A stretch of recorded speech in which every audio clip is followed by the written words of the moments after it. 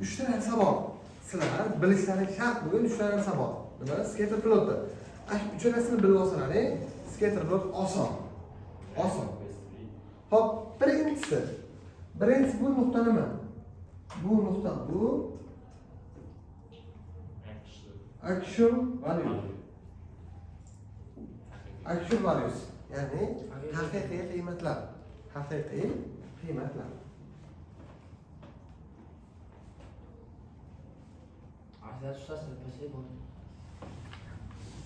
Haqiqiy qiymatlar. Hop, endi ikkinchisi. Qarang.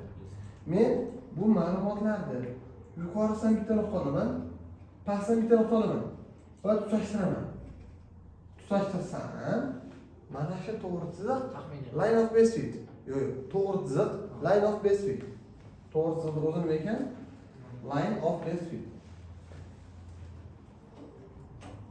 Line of best fit.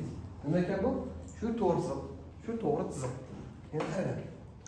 Endi menga shu to'g'ri chiziqdan olingan qiymatlar esa shu to'g'ri chiziqlardan olingan, misol uchun mana bittaga farqi yo'q.